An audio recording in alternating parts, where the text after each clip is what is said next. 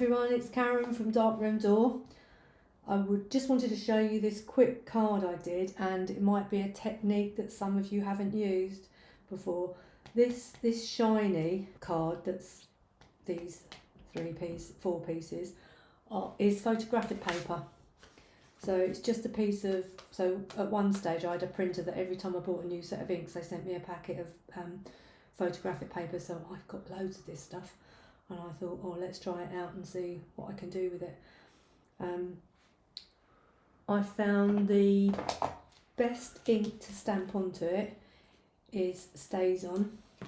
It tends to cling to the surface, and when you peel it off it gives a nice crisp image, and it dries quite quickly.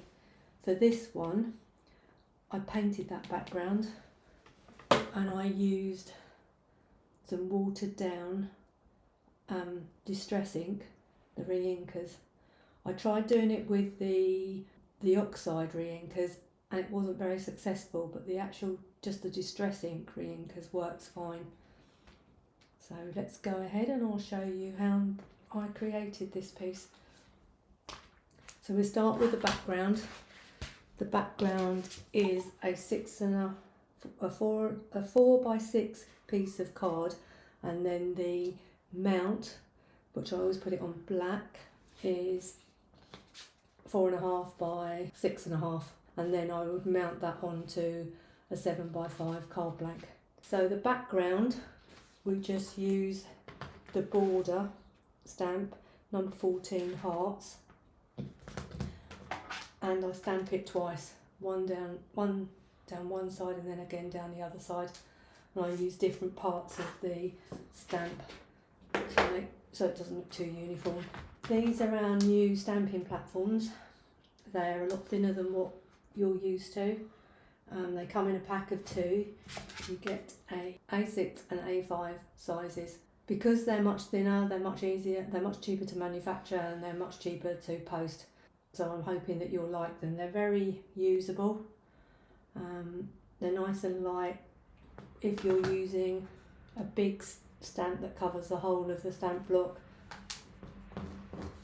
when you put it down you can hold it in the middle, and if you lift the corners it applies pressure in the middle. So quite often when you've got a big stamp you get it to stamp all the way around, but then you get bits missing in the middle. But if you hold it in the middle and lift the 4 corners, and you can do the sides if you want to, it applies that pressure in the middle and you usually get a nice crisp image. So I'm going to start off with this one. I've used Versifying Clair and it's baby pink, and that's what I'm going to use to do my 2 borders down the outside. So I'm going to start at the top for the first side, and then the next one I'm going to move the stamp slightly so that it gives a slightly different print. Right, so I like to stamp off the edge of the paper. So this is our first print.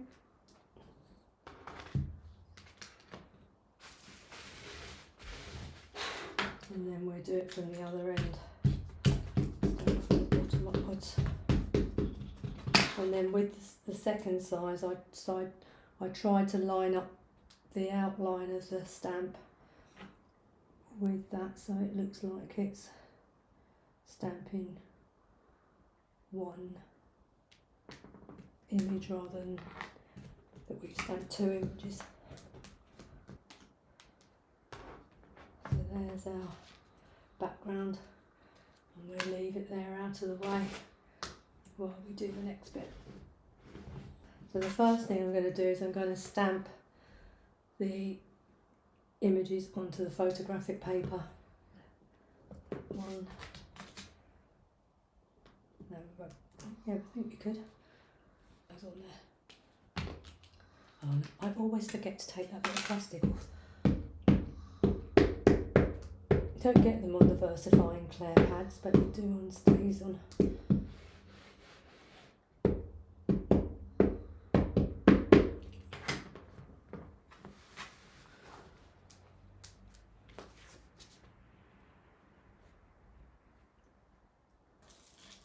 it's really sticky, and you just peel it off. So for this big heart we've used Versifying Clay and it's strawberry.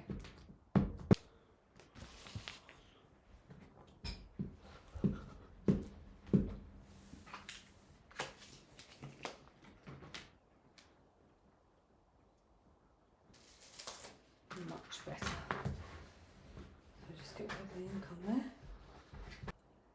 That one is in the black stays on.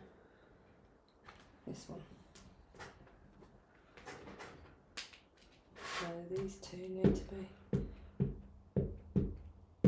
inked up in black, and this one's in glamorous. Not so important if you've got ink on the edge slightly because you're going to cut them out. Right, so we need to colour in this heart and this heart, and the way I've done that, I've done it with this distressed ink, re-inker, and it's worn lipstick.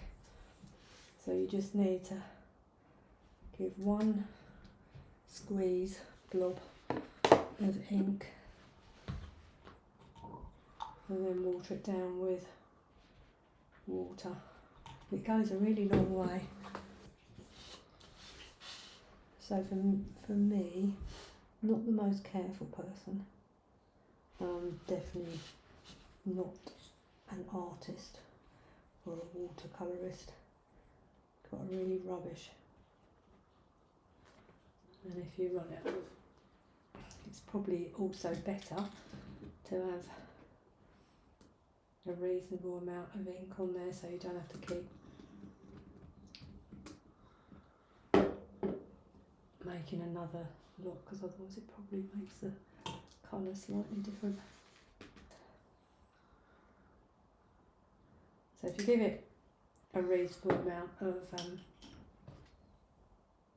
ink and then add a good amount of water, then you probably get to be able to paint your image in one go without having to replenish the ink.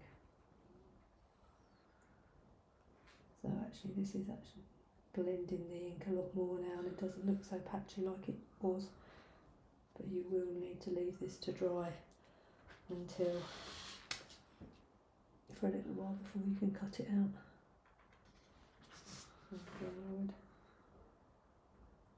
You could probably do the whole of heart with this paintbrush because it's so small. Because you're cutting it out, if you do go over the lines a bit, it doesn't really matter because when you cut out you can cut off the mistakes. And we need to leave it to dry, but we also need to stamp the I love you into this last heart. But you can just get this in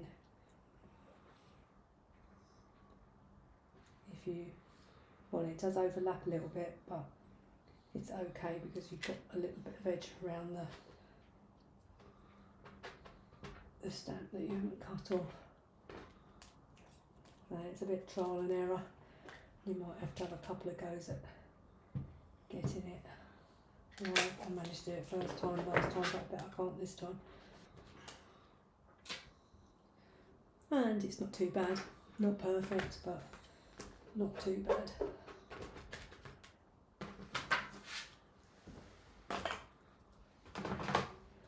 So we can start cutting out some of the hearts that are dry. But I also find these scissors really good, that they're for parchment paper, but because they've got a rounded edge, you can move them around, and when I get to that side I just turn them over and then cut through, so they work really well.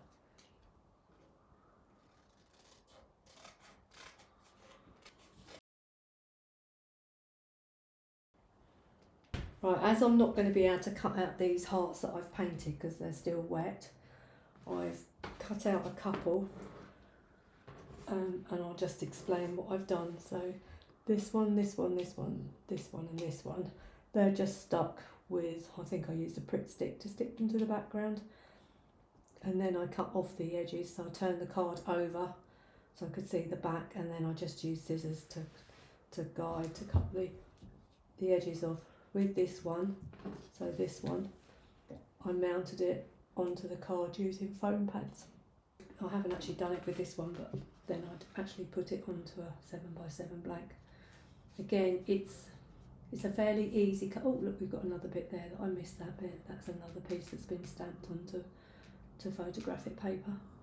It's another fairly easy card, but I think it looks really nice, and it's a little bit different because we're using the photographic paper. Hope you've enjoyed this video and look forward to our next offering. Thanks, bye.